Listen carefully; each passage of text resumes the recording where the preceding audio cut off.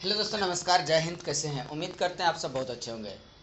आपका स्वागत है अपना YouTube channel am the art classes में। कल मैंने आपको बताया था मोनेरा और उनके कई सारे विशेषता, इस पर मैंने कल चर्चा किया था। आज जो हम चर्चा करने वाले हैं, खास करके आज का टॉपिक में हम चर्चा करेंगे प्रोटिस्टा, और हो सके तो प्रोटिस्टा का भी थोड़ा हम जिक्र किए थे और भी थोड़ा प्रोटिस्टा का जिक्र हम करते हैं। और कवक, खास करके आज का टॉपिक में हम चर्चा जो होने जा रहा है कवक के विषय में। किसके विषय में? कवक के विषय में। और कवक के कई सारे लक्षण भी हम चर्चा करेंगे। तो कल हमने मोनेरा के विषय में बताया था और कुछ बात बताया था। किसके विषय में? प्रोटिस्टा के विषय में। इतना सारा बात प्रोटिस्टा को हम बता दिया था। आज फिर प्रोटिस्टा पर थोड़ा हम चर्चा कर रहे हैं। क्या होता है प्रोटिस्टा? सबसे पहले जानना है प्रोटिस्टा क्या करा कि एक कोशिकीय यूकेरियोटिक, एक कोशिका वाले का सांभी, एक कोशिका वाले का सांभी या जीव कह सकते हैं। जो यूकेरियोटिक जीवों का समूह को क्या करता है? प्रोटिस्टा कहते हैं। एक जीव वाले, एक कोशिका वाले जितने भी जीव है उसको हम लोग क्या कहेंगे? वह समूह मिल जाता है तो वही क्या होता है? आपका क्या होने लगता है? प्रोटिस्टा होने लगता है। दोस्तों, उनमें से कुछ जीवों में गमनशिलिया अथवा प्लेज्मा, क्या गमनशिलिया और प्लेज्मा द्वारा क्या होता है? इस समूह में स्वपोषी यानी खुद पर निर्भर रहने वाला, जैसे पेड़ पौधे, कुछ परपोषी यानी दूसरा पर आश्रित रहने वाला, ऐसे दोनों प्रकार के जो है जीव इस पर आधारित होते हैं। तो यही दोनों प्रकार के जो जीव होते हैं इसी की चर्चा होता है। किस पर? खास करके प्रोटिस्टा में। अब देखना है आपको फंजाई अथवा कवक। कवक क्या है? इसके विशिष्ट लक्षण की जानकारी का पता लगाना है। दोस्तों, कवक जो है हमारे लिए कुछ लाभदायक है तो कुछ हानिकारक भी है। सबसे पहले आपको ये बात का पता होना चाहिए कि जितने भी जीव है या बैक्टीरिया है या जीवाणु है, ये सब हमारे जो है कुछ शत्रु है तो कुछ दुश्मन है। सूक्ष्म जीव भी कुछ हमारे दुश्मन है तो कुछ शत्रु है। अधिकांश तो जो है दुश्मन है, लेकिन कुछ जो है हमारे मित्र का काम करते हैं। दोस्तों, इस समूह के अधिकतर जीव, किस समूह के? कवक के, अर्थात फंजाई के जीव अपने पोषण के लिए, अपना भरण पोषण जो होता है भोजन हेतु मृत कार्बनिक पदार्थों, जो मरा हुआ कार्बनिक पदार्थ है, मृत कार्बनिक पदार्थों का अपघटन करते हैं। दोस्तों, अपघटन शब्द आया है, एक नया शब्द आपको सुनने को मिला, अपघटन। अपघटन, अपचयन, उपचयन, इन सारे चीजों का जिक्र हम करेंगे केमिस्ट्री में जब आएंगे। तो अपघटन करते हैं। इसी कारण से ऐसे जीवों को मृत जीव कहा जाता है। क्या कहा जाता है? मृत जीव करता है। देखिए, परपोषी, स्वपोषी, सहजीवी और आता है कशाम्भी। प्रोटिस्टा के, खास करके कवक के, प्रोटोजोआ के 4 प्रकार होते हैं। जब चारों प्रकार का हम बताएंगे तो इस पर जिक्र करेंगे कि जो प्रोटोजोआ के 4 प्रकार कौन कौन है और चारों का कार्य का भी विशेषता हम बताएंगे, काम करने की शैली भी बताएंगे इस पर। ये सभी विषमपोषी तथा यूकेरियोटिक जीव है। विषमपोषी, यूकेरियोटिक मतलब समष्टि, जो खुद पर निर्भर होकर कहीं काम निकाल लेता है, ऐसे होता है। इनमें से कुछ जीव अपने जीवन काल, जो उसका लिमिट एग्जिट अवधि दिया गया, उसी जीवन के अंतर्गत तो अपना क्या करता है? कार्य को पूरा कर लेता। कुछ बैक्टीरिया हमारे शरीर के अंदर है जो कि बीमारी से लड़ने का काम करता है, कुछ बीमारी ही पैदा करता है। रोग रोधक क्षमता के तहत जब बताएंगे रोग रोधक क्षमता क्या है, हर व्यक्ति को ब्लड डोनेट करना चाहिए। अब कहेगा बाप रे भाई, पतला व्यक्ति ब्लड डोनेट कैसे करेगा? भाई, पतला और मोटका से ब्लड डोनेट से क्या लेना है? ब्लड डोनेट करने से फायदा है, आपके शरीर की रोग रोधक क्षमता बढ़ेगा, आपके शरीर को काम करने की अलग ताकत मिलेगा। ब्लड डोनेट करने से जो है नए खून बनता है, ये तो फायदा कम से कम हुआ, ये होगा आपका। तो क्या कह रहे हैं कि विशेष अवस्थाओं में बहुकोशिकीय, बहुत सारा कोशिका जो होता है वही ना बहुकोशिकीय, कोई भी पादप हो या जंतु हो, सभी का जीवों का शरीर का निर्माण जो है कोशिका और उत्तक के माध्यम से होता है। और जितने भी जीव जंतु है सबका शरीर का निर्माण ज्यादातर जो है बहुकोशिकीय से ही हुआ है। जिससे मनुष्य का शरीर का निर्माण ये बहुकोशिकीय, बहुत सारा कोशिकाओं के मिलने से हुआ है, ना कि एक कोशिकीय। एक कोशिकीय माना जाता है जैसे अमीबा, प्रोटोजोआ, पैरामीशियम, ये सब ज्यादा, हरित शैवाल, ये सब आ जाता है। तो ऐसा तो हमारा शरीर है नहीं, हमारा शरीर उनसे कहीं ज्यादा है। हमारा शरीर चलने फिरने बोलने की क्रिया करता है, ऐसे कई सारे काम करता है। तो क्या कह रहा है कि बहुकोशिकीय क्षमता प्राप्त कर लेते हैं। कौन?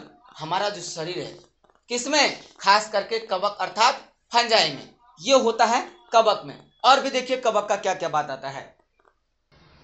तो क्या कवक की ही चर्चा हो रहा था। फिर देखिए कवक में क्या हो रहा है, कह रहा है कि कवक में काइटिन नामक जटिल, कैसा? कवक जो है उसमें एक काइटिन नामक का जटिल यानी जहरीला, वही काइटिन जो है क्या करता है, जटिल और कठिन जो होता है शर्करा की कोशिका भित्ति में पाई जाती है। अब भाई शर्करा क्या मतलब होता है? शर्करा मतलब होता है खट्टा वाला पदार्थ। कैसा वाला पदार्थ? खट्टा वाला। तो वो नींबू का रस, उस शर्करा एक प्रकार है, स्वाद में खूब चीनी की तरह लगता है नींबू का रस। आप लोग खाए हुए हैं ना, बकलोल रे, खट्टा लगता है। तो वही शर्करा की तरह जो है कहाँ, कवक के जो है कोशिका भित्ति, उसी में काइटिन नामक एक जटिला पदार्थ, वही जटिला पदार्थ कहाँ पाता है? कोशिका के भित्ति में। कहाँ? कवक के कोशिका भित्ति में पाया जाता है। जैसे ईस्ट में, उसके बाद मशरूम में। मशरूम की टोटल 2000 प्रजातियां हैं, जिसमें 200 प्रजातियां खाने लायक है और 1800 प्रजातियां जहर है। और ये मशरूम अभी भारत में भी अच्छा खासा चल रहा है सब्जी के आइटम में। और नरेंद्र मोदी खाते हैं 12,000 रुपया किलो मशरूम, जो अमेरिका से आता है। गरीबे आदमी सब खा सकता है, अमीर आदमी तो नहीं खाएगा। हाँ, तो यही बात है। 56 लाख का सूटकेस गरीबे आदमी पहनता है। उसके बाद है एगोरिक्स, इसमें भी पाया जाता है। उसके बाद है पेनिसिलिन।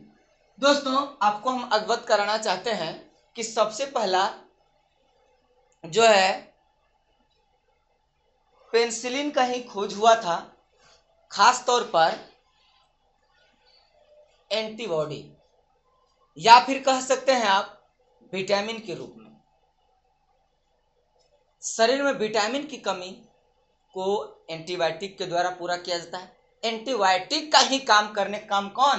पहला एंटीबायोटिक का खोज कब हुआ? नहीं पता, 1700 के आसपास में, और वो भी पेनिसिलिन नामक दवाई का। करा कि कुछ कवक नील हरित, कैसा? तो नील हरित शैवाल के साथ अंतर संबंध बनाती है। क्या करता? कुछ हरित शैवाल और कुछ कवक मिल करके संबंध बनाता है, और संबंध जो बनाता है यह संबंध जो है सहजीवी कहलाता है। कैसा कहलाता है? सहजीवी संबंध, या यही संबंध क्या कहलाता है? सहजीवी कहलाता है। तो अगर पूछा जाएगा कि सहजीवी किसको कहेंगे, तो आपको बताना है कि कुछ नील हरित कवक और कुछ कैसा शैवाल अंतर संबंध बनाता है, यही संबंध क्या कहलाता है? सहजीवी संबंध कहलाता है। अब देखना है प्लांटी के लक्षण, अर्थात पौधों में क्या क्या लक्षण पता है। कारण इस समूह के सदस्य, इस समूह के जो सदस्य होते हैं बहुकोशिकीय, बहुत सारा कोशिका, यूकेरियोटिक जीव है, मतलब समष्टि जीव बताए थे, जिनमें कोशिका भित्ति पाई जाती है। सही बात है कि जो बहुकोशिकीय है उसमें कोशिका भित्ति पाई जाती है, पहला लक्षण है। जिसमें जो बहुकोशिकीय है उसमें कोशिका भित्ति नहीं पाई। जैसे अमीबा में वो एक कोशिकीय है, तो उसमें कहाँ से आएगा कोशिका भित्ति? उसमें ऐसा कोई बातें है ही नहीं, तो उसमें कोशिका भित्ति का कोई चर्चा नहीं है।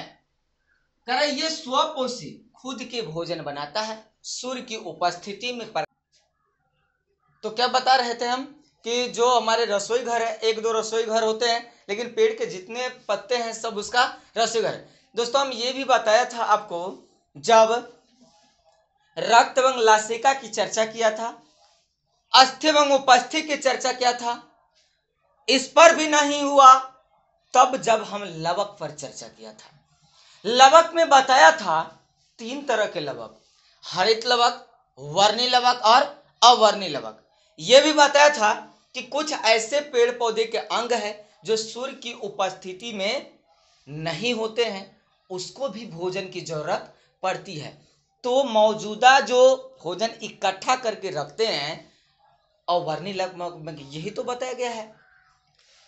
करा क्या करते हैं, होते हैं इनमें से पर्णहरित अर्थात क्लोरोफिल। कैसा?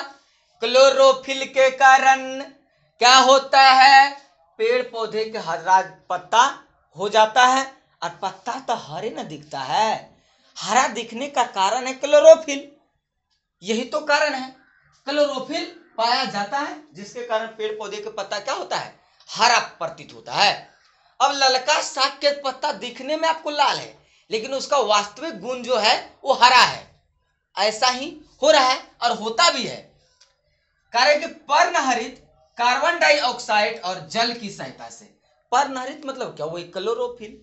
पर्णहरित मतलब क्लोरोफिल क्या करता है, जल की सहायता से, जड़ द्वारा क्या करता है, पानी को खींचता है, एकदम खखोर के पूरा पेड़ में फैला देता है। खखोर के जो पहुंचाता है पूरा पौधा को, टहनी, जड़, सिरा, माथा, हर एक पत्ता के नडेटी तक पहुंचाने काम कर देता है।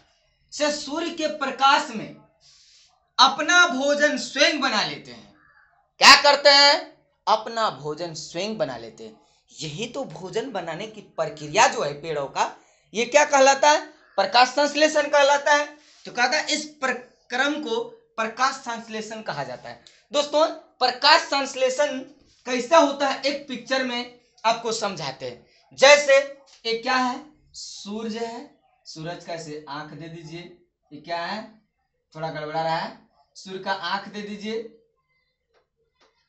तो ये क्या करता है कि यहां से अपना धूप फेंकता है। क्या फेंकता है, धूप चारों तरफ फेंक रहा है। नीचे घास उस रोपा हुआ है, क्या है, घास रोपल है। कोई बड़ा बड़ा वृक्ष है, ये बड़ा वृक्ष क्या करेगा, अब सूर्य की रोशनी को खींचेगा। तो यही सूरज की रोशनी जो है कहां पर पड़ रहा है, सीधा आकर पत्ता में पड़ रहा है। लेकिन इस जड़ के द्वारा जो है क्या करता है, जल का अवशोषण करने का काम करता है। तो जल का अवशोषण करके पूरे तरह से पत्ता का हर एक अंग अंग में पहुंचाने का काम करता है। यही प्रक्रिया जो है, क्या प्रक्रिया, सूर्य की उपस्थिति में जल के द्वारा क्या करता है, अपना भोजन बनाता है। तो जल कैसे पहुंचता है, तो जड़ के माध्यम से। जल कैसे पहुंचता है, जड़ के माध्यम। यही जल पहुंचना और सूरज के रोशनी पर अपना भोजन बनाना, यही प्रक्रम जो है दोस्तों प्रकाश संश्लेषण कहलाता है। कोई दिक्कत, आज मैंने आपको यहां तक बताया प्रकाश संश्लेषण की प्रक्रिया अर्थात प्लांटी के विशिष्टता को मैंने आज उजागर किया है। उम्मीद करते हैं आप सब बहुत अच्छे होंगे। आगे की चर्चा कल हम फिर करेंगे।